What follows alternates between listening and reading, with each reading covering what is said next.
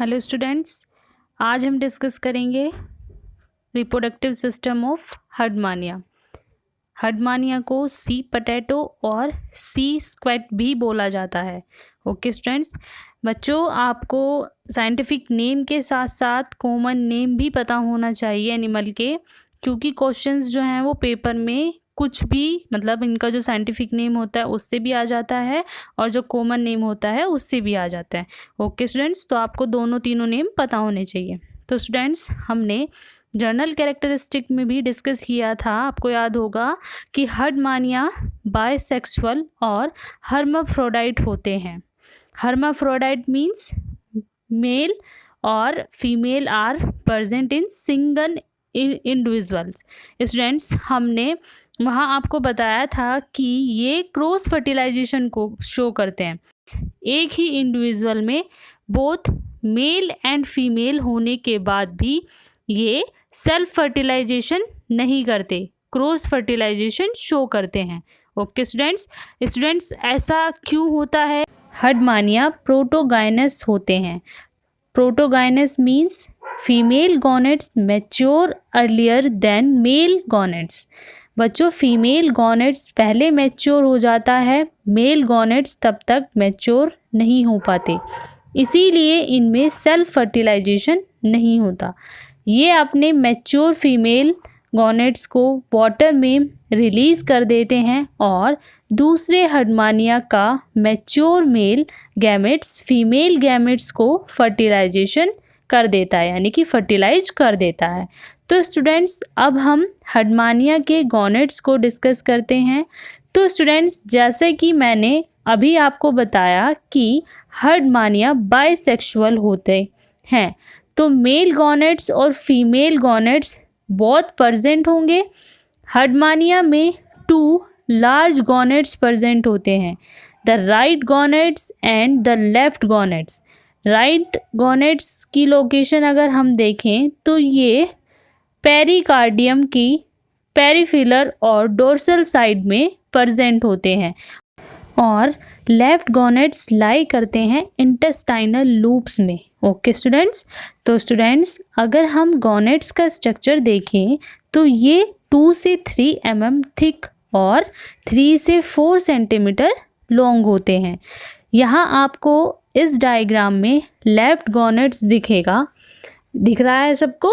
Okay students, गॉनेट्स की जब हम इनर साइड को देखते हैं तो इसमें आपको 2 डक्ट्स नज़र आती हैं।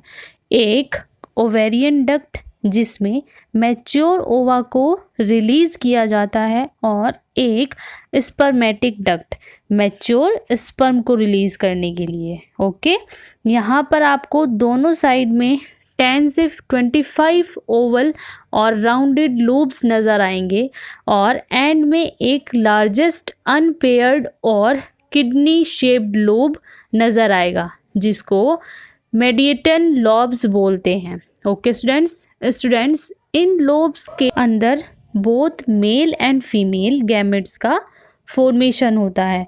इन लोब्स के अपर रीजन को टेस्टेड लोब्स बोला जाता है क्योंकि इनमें स्पर्म का फॉर्मेशन होता है। ओके, और इनका जो लोअर रीजन है उसको ओवेरियन लोब्स बोलते हैं क्योंकि इनमें ओवा का फॉर्मेशन होता है। ओके, टेस्टिस लूब से स्पर्म को स्पर्मेटिक डक्ट तक कौन ले जाता है? ये स्पर्म डक्ट्यूल्स। और फिर ये स्पर्मेटिक डक्ट्स कहाँ ओपन होते हैं? स्पर्मेटिकल एपर्चर में। और ओवेरियन लूब्स से ओवेरियन डक्टल ओवा को ओविडक्ट तक ले जाते हैं।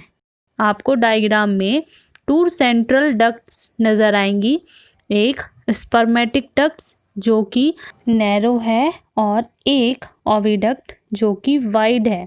ये दोनों डक्ट अपने अपने एपर्चर्स के थ्रू कहाँ ओपन होगी?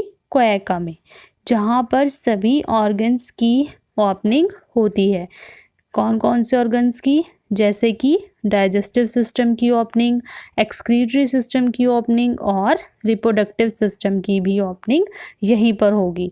और फिर एट्रियल एपर्चर के थ्रू वाटर के साथ साथ गॉनेड्स भी सी वाटर में रिलीज कर दिए जाते हैं। ओके स्टूडेंट्स, तो स्टूडेंट्स जैसे कि मैंने अभी आपको बताया था कि हर्डमानिया प्रोटोगाइनेसिस होते हैं और ये क्रॉस फर्टिलाइजेशन शो करते हैं। तो fertilisation outside the body water में और एक्सटर्नल एनवायरनमेंट में हो रहा है। तो फर्टिलाइजेशन किस टाइप का होगा? एक्सटर्नल टाइप का फर्टिलाइजेशन शो करते हैं हर्डमानिया। ओके स्टूडेंट्स जैसे कि हमने पहले भी डिस्कस किया था कि फर्टिलाइजेशन के बाद इनमें लार्वा बनता है। तो डेवलपमेंट किस टाइप की हुई? Indirect development. ओके स्टूडेंट्स, और मैंने आपको ये भी बताया था कि हर्डमानिया का लार्वा एडवांस फीचर शो करता है।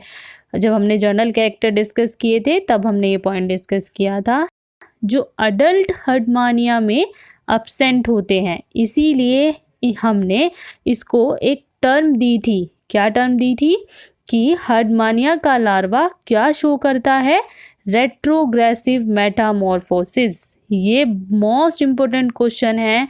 इस क्वेश्चंस पे जो है आपके शॉर्ट नोट्स कई बार आए हुए हैं।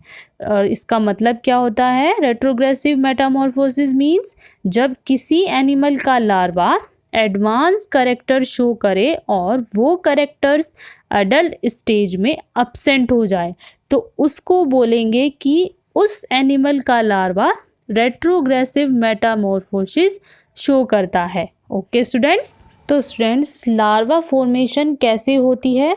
स्टूडेंट्स एग फर्टिलाइज्ड होने के बाद जाइगोट फॉर्मेशन स्टार्ट होगी और फिर जाइगोट में होलोब्लास्टिक क्लीवेज होती है। देन 2 सेल, फिर 4 cell, then 8, 16, 32 and 64 cell stage बनती है। इसमें लगभग 110 मिनट का टाइम लगेगा और फिर गैस्ट्रुलेशन प्रोसेस के बाद लार्वा बनता है।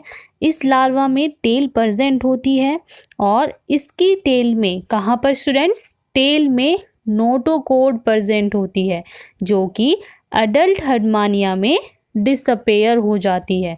ओके स्टूडेंट्स, तो स्टूडेंट्स ये लार्वा इनिशियली कॉरियोन से कवर्ड होता है और फर्टिलाइजेशन से लगभग 8 आवर्स बाद कवरिंग से बाहर आ जाता है और फ्रीली स्विम करने लगता है। हर्डमानिया के लार्वा को टैडपोल लार्वा बोलते हैं। टैडपोल लार्वा में एंटीरियर ट्रंक और हेड प्रेजेंट होता है और पोस्टीरियर में टेल प्रेजेंट होती है। इनकी टेल में नोटोकोड प्रेजेंट होती है और हेड में सेंसरी ऑर्गन, स्पेशली लार्वा में फोटो रिसेप्टर प्रेजेंट होता है। स्टूडेंट्स पिछले लेक्चर में हमने डिस्कस किया था कि फोटो रिसेप्टर क्या होता है। इनका जो लार्वा होता है वो फ्रीली स्विमिंग होता है, तो ये लाइट की डायरेक्शन में फ्रीली मूव करता है। ओके स्टूडेंट्स, तो स्टूडेंट्स अब इस टैडपोल लार्वा में बहुत सारे मॉर्फोलॉजिकल एंड फिजियोलॉजिकल चेंजेस होंगे। कौन कौन से चेंजेस होंगे, कैसे होंगे में? ये लार्वा जो है वो अपनी टेल को अब लॉस कर देगा और एक जगह फिक्स हो जाएगा। फिर ये ग्रोथ करके एक fully mature and physiological adult Herdmania में कन्वर्ट हो जाता है। ओके स्टूडेंट्स, तो स्टूडेंट्स हर्डमानिया में कौन कौन से गैमेट्स बनते हैं? स्पर्म और ओवा। तो स्टूडेंट्स स्पर्म एंड ओवम का स्ट्रक्चर कैसा होता है ये आपको डायग्राम में क्लियर नज़र आ रहा होगा। कुछ इस टाइप का स्पर्म एंड ओवा होता है हर्डमानिया का। ओके स्टूडेंट्स, तो स्टूडेंट्स आज हमने क्या क्या डिस्कस किया? रिप्रोडक्टिव सिस्टम डिस्कस किया हर्डमानिया का। स्टूडेंट्स आई होप आपको अच्छे से समझ में आ गया होगा। अब आपको इसको अच्छे से नोट डाउन करना है और अच्छे से इसको लर्न करना है। Okay students, thank you students.